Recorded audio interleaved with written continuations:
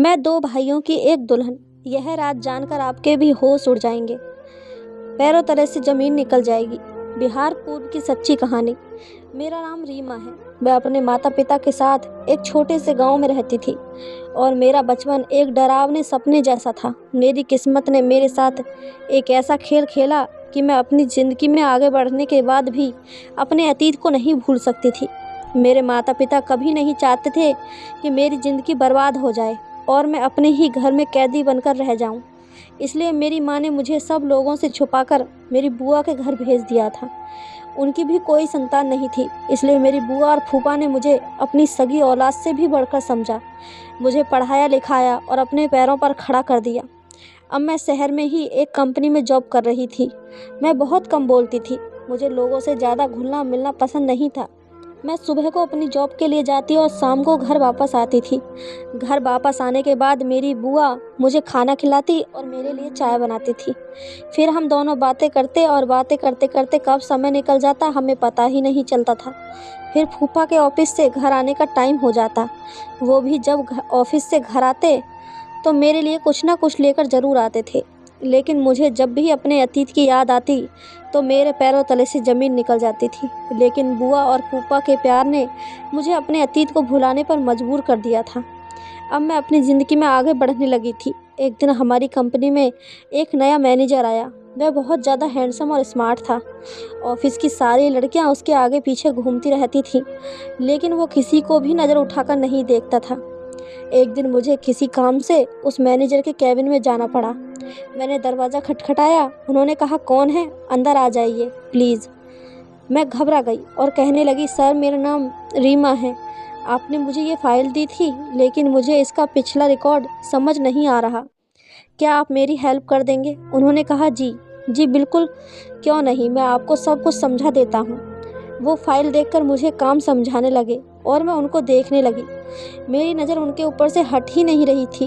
वो सच में बहुत ज़्यादा हैंडसम थे। इतनी देर में उन्होंने चुटकी बजाकर मुझसे कहा, हेलो रीमा, आप किसके ख्यालों में गुम हो गई?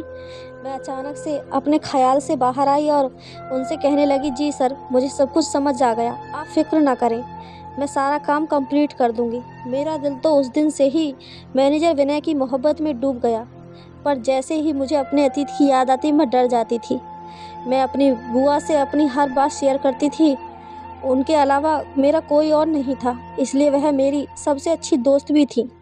जब मैंने उन्हें सब कुछ बताया तो वह मुझे समझाने लगी, अब तुम्हारी ज़िंदगी यही है, तुम अपने अतीत को भूल जाओ और अपने जीवन में आगे बढ़ो। लेकिन मेरे कदम डगमगाने लगते थे। मुझे कुछ भी समझ नहीं आ रहा था। इसी तरह दिन गुजर रहे थे। विनय अब मुझ पर बहुत भरोसा करने लगे थे, क्योंकि मैं अपना काम बहुत ईमानदारी से करती थी। वो कंपनी की हर बात मेरे साथ शेयर करने लगे थे। एक दिन मैं उनके केबिन की तरफ जा रही थी। मैं उन्हें देखकर दंग रह गई। वो शायद कुछ सोच रहे थे और दिल ही दिल में मुस्कुरा रहे थे। उनको देखकर मेरी नज़र उन पर ही ठहर गई और मैं भी मुस्कुराने लगी और सोचने लगी कि काश जैसा मैं सोच रही हूँ वैसा ही हो। जो मेरे दिल में है वही इनके दिल में भी हो। मैं वहाँ खड़ी खुद से ही बातें कर रही थी। आज बुआ के यहाँ कुछ मेहमान आ रहे थे। फूफा ने अपने कुछ फ्रेंड्स को बुलाया था। इस वजह से मैं भी आज ऑफिस से जल्दी घर आ गई थी।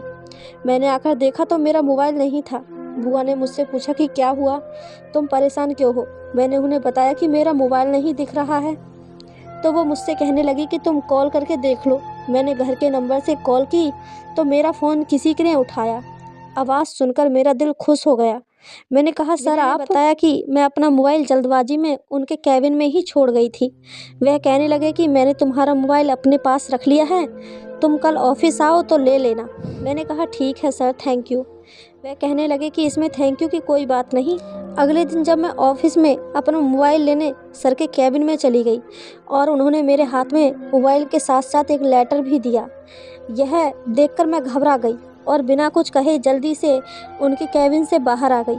बाहर आने के बाद मैं अपने काम में लग गई और सोचने लगी कि पता नहीं इस लेटर में क्या है जो उन्होंने मुझे दिया है। जैसे तैसे शाम हुई और जब मैं ऑफिस से घर आई तो मैंने कमरे में आकर वह लेटर पढ़ा। उसको पढ़ने के बाद तो मेरे पसीने छूटने लगे। मैं बहुत ज़्यादा घबरा गई थी। लेटर में तो विनय सर ने अपनी मोहब्बत का इजहार किया था। एक तरफ मुझे खुशी हो रही थी कि जैसा मैंने सोचा था वैसा ही हो रहा था, विनय भी मुझे पसंद करते थे, और दूसरी तरफ मुझे अपने अतीत का डर भी था। इतनी देर में वहाँ बुआ आ गई। उन्होंने मेरे चेहरे पर परेशानी देख ली। वो मुझसे पूछने लगी, रीमा क्या हुआ, तुम कुछ दिनों से परेशान लग रही हो। मैंने उन्हें बताया कि विनय सर ने मुझे शादी के लिए भी प्रपोज किया है। तो वो हंसने लगी और कहने लगी कि इतनी सी बात है और तुम घबरा क्यों रही हो। मैंने अपनी लड़खड़ाती हुई ज़बान से कहा, आपको तो पता है कि मैं शादी कैसे। उन्होंने मेरी बात बीच में ही काट दी और कहने लगी, भगवान ने तुम्हारी किस्मत खोल दी है, इतने अच्छे लड़के का रिश्ता तुम्हारे पास आया है और तुम इनकार कर रही हो। मैं तुम्हारे फूफा से बात करूंगी, वह ज़रूर इस रिश्ते के लिए मान जाएंगे। यह कहकर वह वहाँ से चली गई। लेकिन मुझे कुछ समझ नहीं आ रहा था। एक तरफ तो मैं खुद इस बात का इंतज़ार कर रही थी कि विनय भी मुझे पसंद करता हो, और अब जब सब कुछ मेरी सोच के अनुसार हो रहा था तो मेरा दिल मानने को तैयार ही नहीं था। कुछ दिनों बाद विनय मेरा हाथ मांगने मेरे घर पर आए। उन्होंने खुद फूफा से हमारी शादी की बात की। कहने लगे कि मैं बहुत शर्मिंदा हूँ कि मुझे खुद अपनी शादी की बात करने के लिए आना पड़ा, लेकिन मैं मजबूर हूँ क्योंकि मेरे माता पिता यहाँ नहीं रहते। बुआ और फूफा को तो विनय इतना पसंद आया कि उन्होंने फ़ौरन शादी के लिए हाँ कर दी। लेकिन मेरे दिल में अभी भी कहीं न कहीं एक दर्द छुपा हुआ था। इस वजह से मैंने शादी के लिए मना कर दिया। लेकिन बुआ और फूफा ने मेरी कोई बात नहीं सुनी और मुझे समझाकर इस रिश्ते के लिए तैयार कर लिया। अब घर में शादी की शहनाई बज रही थी, लेकिन मेरा दिल कांप रहा था। मैं सोच रही थी कि कहीं मेरा अतीत विनय के सामने आ गया तो। खैर, मैं भी शादी की चहल पहल में खो गई और अपनी मोहब्बत को अपनी किस्मत में लिखा देखकर सब कुछ भूल गई। विनय की मोहब्बत ने मेरे अतीत को भुला दिया था। हमारी शादी की तारीख तय हो गई। मेरी और विनय की इस तरह अचानक शादी हो जाएगी, मैंने कभी सोचा भी नहीं था। देखते ही देखते मेरी शादी का दिन आ गया और मैं दुल्हन बनकर विनय के साथ उसके घर पर आ गई। यहाँ सब कुछ मेरे सपने जैसा था। इतने बड़े घर की मैं अकेली मालकिन थी। घर की सारी जिम्मेदारियाँ मुझ पर ही थीं। अब मुझे विनय के घर को संभालना था। विनय भी मुझ पर आंख बंद करके भरोसा करते थे। शादी की रात ही मैंने विनय से एक वादा लिया था और विनय ने भी अपनी सच्ची मोहब्बत के साथ ही आखिरी हद तक इस वादे को निभाया। मैं सोच भी नहीं सकती थी कि मेरी ज़िंदगी में एक ऐसा भी मोड़ आएगा कि विनय और मेरी मोहब्बत कमज़ोर पड़ जाएगी। विनय और मैं अपनी ज़िंदगी में बहुत खुश थे। एक रात जब हम खाना खा रहे थे तो विनय ने मुझसे कहा, रीमा, कंपनी की तरफ से मुझे 2 महीने की छुट्टी मिली है, हम कहीं घूमने चलते हैं, बताओ तुम कहाँ जाना पसंद करोगे। यह बात सुनकर मुझे बहुत खुशी हुई थी। मैंने कहा, विनय आप सच कह रहे हैं? उन्होंने कहा, हाँ बिल्कुल। मैंने कहा, तो ठीक है, फिर हम आपके माता पिता के पास चलते हैं। मैं आज तक उनसे नहीं मिली। ये बात सुनकर विनय बहुत ज़्यादा खुश हुए। कहने लगे कि तुमने तो मेरे दिल जीत लिया। उन्होंने मुझे बताया कि वह गांव में रहते हैं और वह बहुत अच्छे हैं। मुझे पढ़ने लिखने का बहुत शौक़ था, इसलिए उन्होंने बचपन में ही मुझे पढ़ने के लिए शहर भेज दिया था। मुझे भी बहुत समय हो गया उनसे मिले हुए, लेकिन मेरी उनसे फ़ोन पर बात होती रहती है। हमारी शादी के बारे में भी मैंने उन्हें फ़ोन पर ही बताया था और वो सुनकर बहुत खुश हुए, और अब वो हम दोनों को देखकर बहुत खुश हो जाएंगे। मैंने पैकिंग करनी शुरू कर दी। विनय ने ट्रेन के टिकट करा लिए। अगले दिन जब मैं उठी तो किसी ने दरवाज़ा खटखटाया। मैंने जाकर दरवाज़ा खोला तो बाहर एक आदमी खड़ा था। उसने मुझसे कहा कि ये टिकट है, विनय ने भेजी हैं। मैंने उससे टिकट ली और अंदर आ गई। जब मैंने वो टिकट देखी तो मेरी आंखें फटी की फटी रह गई। मैं बहुत ज़्यादा घबराने लगी। इतनी देर में विनय आ गए और वो मुझे देखकर बोले कि रीमा, कहाँ गुम हो गई, सब ठीक तो है? मैंने उनसे कहा, जी हाँ, सब कुछ ठीक है। मैं अपने चेहरे से पसीना साफ करते हुए उनसे बोली, विनय, हम कुछ दिनों के बाद चल सकते हैं, अभी मेरी तबीयत कुछ ठीक नहीं लग रही। विनय मेरे लिए परेशान हो गए और मुझसे कहने लगे कि चलो हम डॉक्टर के पास चलते हैं। मैंने कहा कि नहीं, बस थोड़ी सी थकान महसूस हो रही है, आराम करूंगी तो ठीक हो जाऊंगी। विनय ने मेरे लिए चाय बनाई और मुझे दवाई दी। मैं अपने कमरे में जाकर आराम करने लगी। मैं सोच में पड़ गई थी। मेरे दिमाग में हजारों सवाल चल रहे थे। मैंने बुआ का नंबर लगाया तो बुआ का नंबर भी नहीं लग रहा था। अब मैं सोच रही थी कि मैं विनय को कैसे मना करूंगी। आखिर मैंने ही उससे कहा था कि हम तुम्हारे माता पिता से मिलने चलते हैं। फिर मैंने सोचा कि हो सकता है जैसा मैं सोच रही हूँ वैसा कुछ भी नहीं हो, ये सब मेरा वहम हो। मैंने जाने के लिए पैकिंग शुरू कर दी। विनय बहुत ज़्यादा खुश थे, लेकिन मेरा दिल पूरे रास्ते परेशान रहा। कुछ समय नहीं आ रहा था कि मैं विनय को कैसे बताऊं। ट्रेन का ये सफ़र मुझे किसी मंजिल तक ले जाएगा। मुझे नहीं पता था, मैं नहीं जानती थी अब ये सफ़र कहाँ ख़त्म होगा। जैसे ही ट्रेन रुकी और हम ट्रेन से उतरे, मेरी आंखों के सामने अंधेरा छा गया और मुझे चक्कर आने लगे। विनय ने मुझे संभाला और वहीं स्टेशन पर बैठा दिया। उसने मुझे जूस पिलाकर कहने लगे, तुम्हारी वाकई तबीयत ठीक नहीं है। मुझे तुम्हारी बात मान लेनी चाहिए थी और कुछ दिन रुक जाना चाहिए था, लेकिन फिर मुझे छुट्टी नहीं मिल पाती। मैंने कहा, ऐसी कोई बात नहीं है, मैं ठीक हूँ। मैंने बहुत मुश्किल से खुद को समझाया और मैं विनय स्टेशन से गांव की तरफ चले। मेरा दिल ज़ोर ज़ोर से धड़क रहा था, मानो जैसे मेरे कदम आगे बढ़ने को तैयार ही नहीं हो। जैसे जैसे हम विनय के घर की तरफ जा रहे थे, मेरा दिल बहुत बेचैन हो रहा था। हम जैसे ही उसके घर के दरवाजे पर पहुँचे, डर की वजह से मेरे पसीने छूटने लगे। पता नहीं मेरी किस्मत मेरे साथ क्या खेल खेल रही थी, मुझे कुछ समझ नहीं आ रहा था। जैसे ही घर का दरवाज़ा खुला, मेरे रोंगटे खड़े हो गए। अंदर एक बूढ़ा आदमी था, वो विनय के पिता थे। मैंने जल्दी से अपना चेहरा कवर कर लिया और खांसने का नाटक करने लगी। विनय ने मुझसे पूछा कि क्या हुआ। मैंने कहा कि कुछ नहीं, असल में मुझे बचपन से ही धूल मिट्टी से एलर्जी है और यहाँ गांव में धूल मिट्टी बहुत ज़्यादा है, इसलिए मुझे यहाँ अपना फेस कवर करके रखना पड़ेगा। विनय बोले, चलो ठीक है, अंदर आओ। विनय अपने पिता से मिलकर बहुत खुश थे। उन्होंने उसे गले लगा लिया और प्यार करने लगे। अंदर एक बूढ़ी औरत थी जो कि विनय की माँ थी। उनको देखकर भी मैं दंग रह गई। मैंने अपना फेस अच्छी तरह से ढक लिया और विनय ने सबको मेरी एलर्जी के बारे में बता दिया। विनय की बहन मुझे घूर घूर कर देख रही थी और मुझसे अजीब तरीके से कहने लगी कि लगता है भाभी तो बहुत ज़्यादा खूबसूरत हैं, इसी वजह से वो हमें अपना चेहरा नहीं दिखाना चाहती।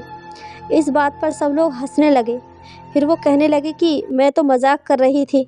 फिर हम सब लोगों ने मिलकर साथ में खाना खाया।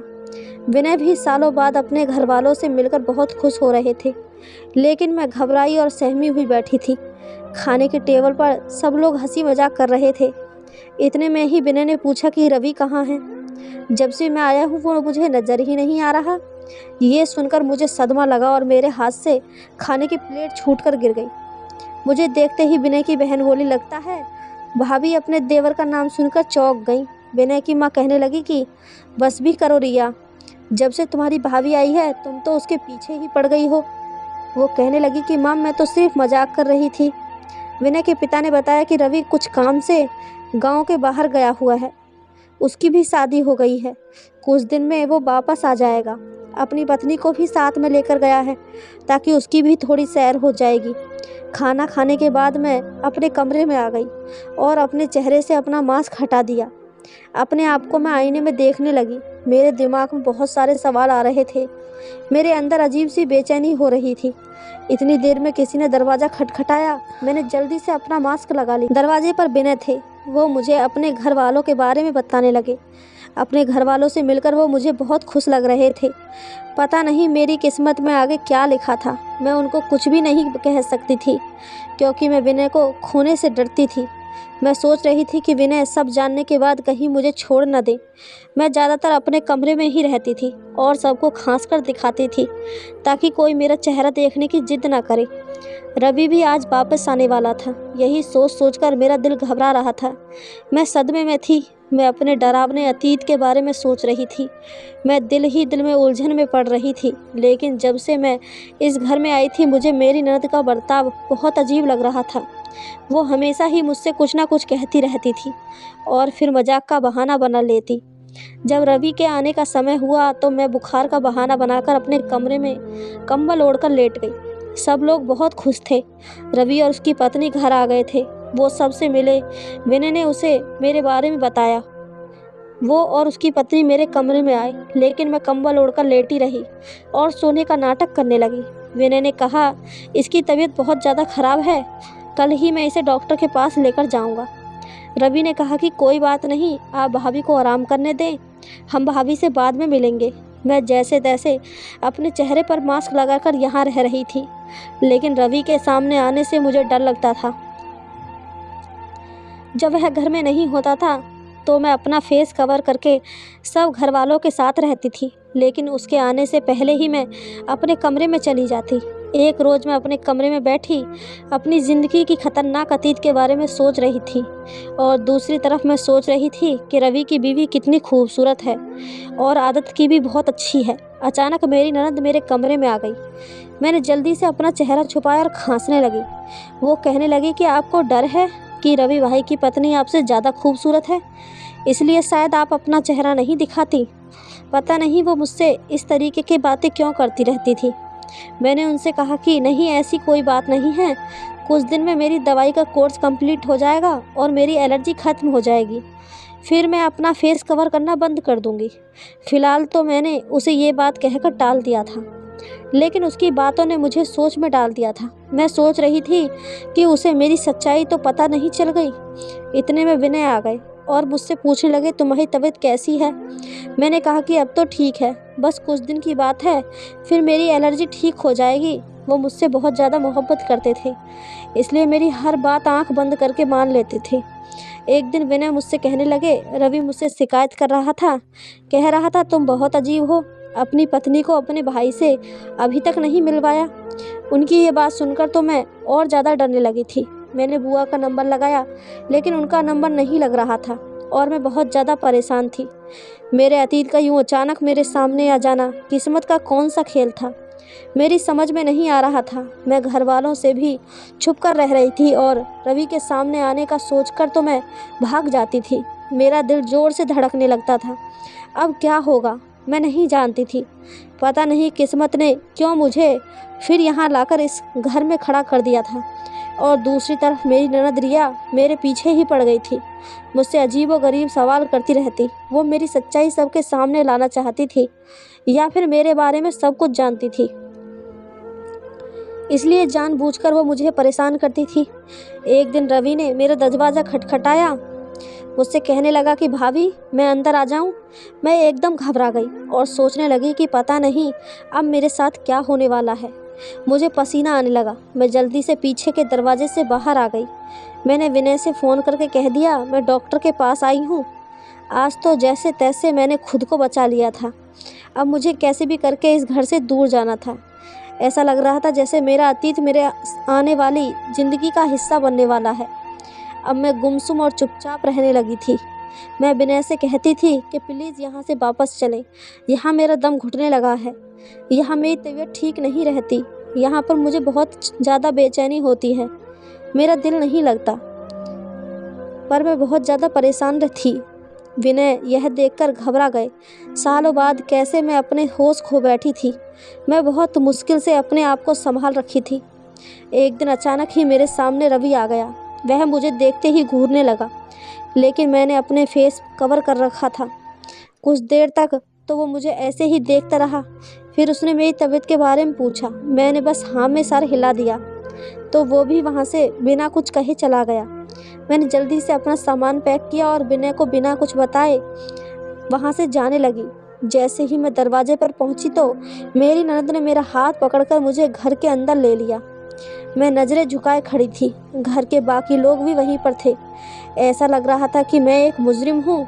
रिया कहने लगी, मेरे दोनों भाइयों की एक ही दुल्हन, इसकी क्या वजह थी? ये जानकर आपके होश उड़ जाएंगे। उसकी बात सुनकर मैं चीख पड़ी और कहने लगी कि नहीं, ऐसा कुछ नहीं है, ये झूठ बोल रही है। विनय ने मेरे मुंह पर थप्पड़ मारा। मैं रोने लगी थी। मैं किस्मत के हाथों मजबूर थी, क्योंकि अब मेरा सच सबके सामने आने वाला था। विनय ने कहा, ये क्या कह रही है? आखिर सच क्या है? इसकी बात का क्या मतलब है? मैं सिसकियों के साथ रोने लगी और मैंने अपने चेहरे से मास्क हटा दिया। मैं रवि की तरफ देखने लगी। मैं सोच रही थी कि रवि मेरी सफाई में सबको सच बताएगा, लेकिन उसकी झुकी नज़र देखकर मैं समझ गई थी, क्योंकि उसका झुका सर और उसकी झुकी नज़रें इस बात को बयां कर रही थी कि मेरा ही कसूर है। मैंने विनय से कहा कि मैं इन सब की अकेली जिम्मेदार नहीं हूँ, ये लोग भी मेरे अतीत में जो कुछ हुआ है उसके जिम्मेदार हैं। वो कहने लगा कि तुम्हारा क्या मतलब है? ये सब क्या कह रही हो? आखिर ये सब कुछ चल क्या रहा है? कोई मुझे सच बताएगा। वो एकदम से गुस्से में चीख पड़ा। मैं ज़ोर ज़ोर से रोने लगी और सबके आगे हाथ जोड़कर कहने लगी कि प्लीज़ आप मेरी शादी को बचा लो। मेरी गलती सिर्फ इतनी सी है कि मैंने अपने अतीत को भूलकर आगे की ज़िंदगी में कदम रखा और विनय से शादी कर ली। मुझे रोता बिलखता हुआ देखकर मेरी सास को मेरे ऊपर तरस आ गया और वो मेरे पास आई और मुझे गले लगाकर दिलासा देने लगी और विनय को मेरी सास सारा सच बताने लगी और कहने लगी कि ये लड़की सच कह रही है।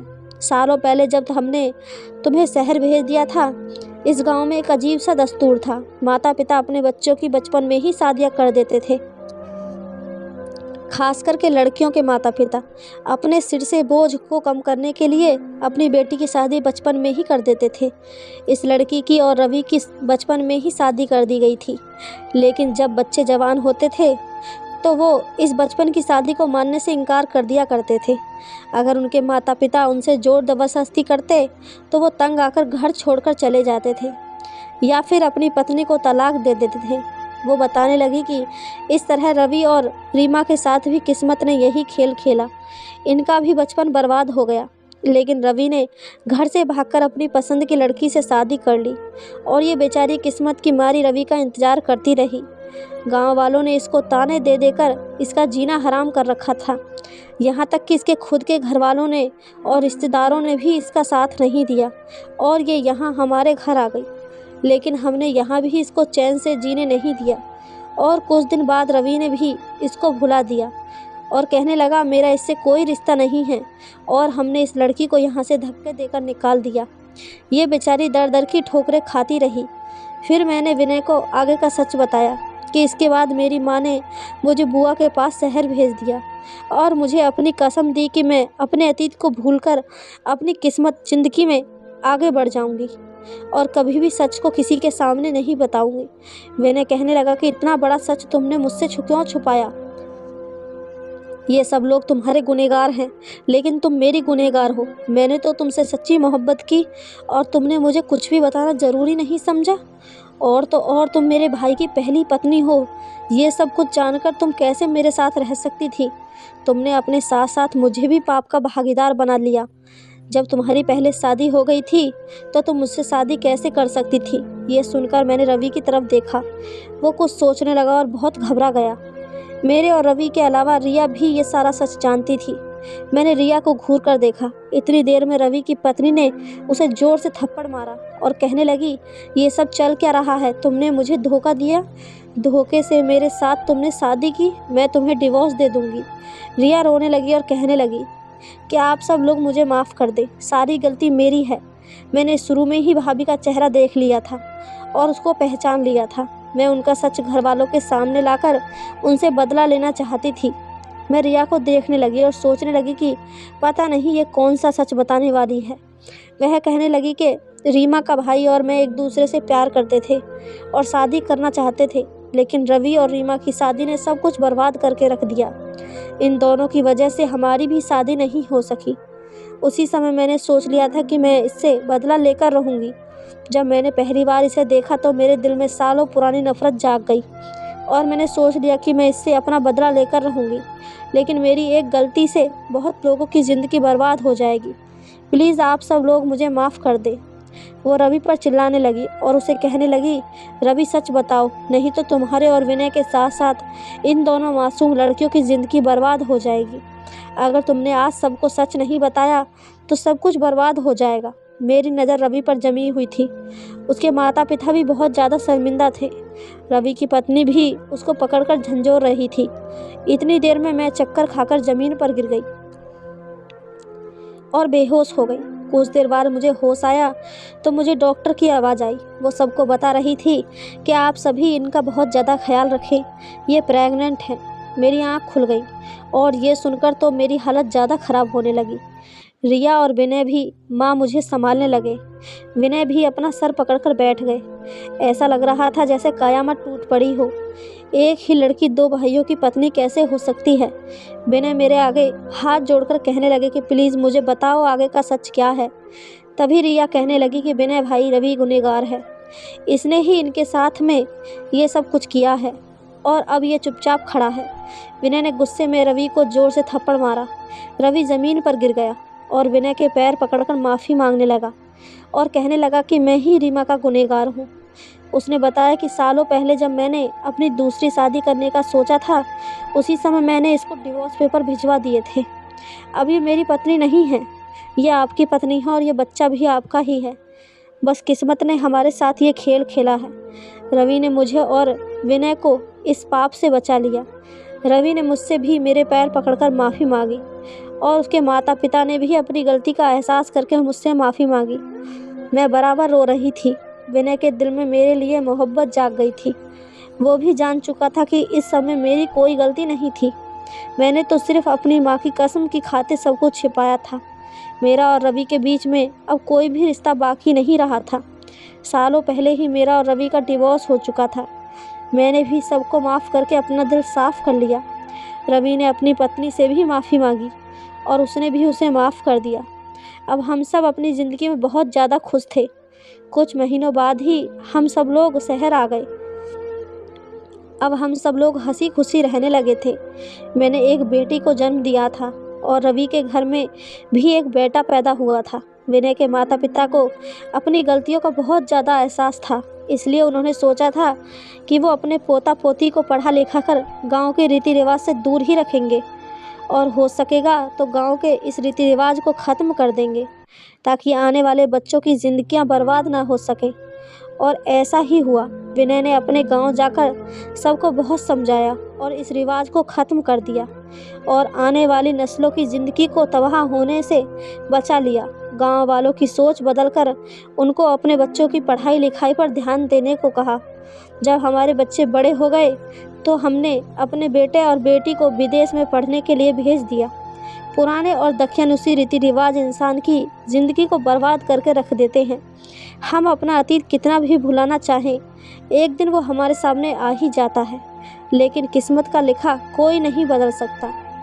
तो इस कहानी के बारे में आपकी क्या राय है, हमें कमेंट करके ज़रूर बताएं। कहानी अच्छी लगी हो तो चैनल को सब्सक्राइब, वीडियो को एक लाइक ज़रूर करें। धन्यवाद दोस्तों।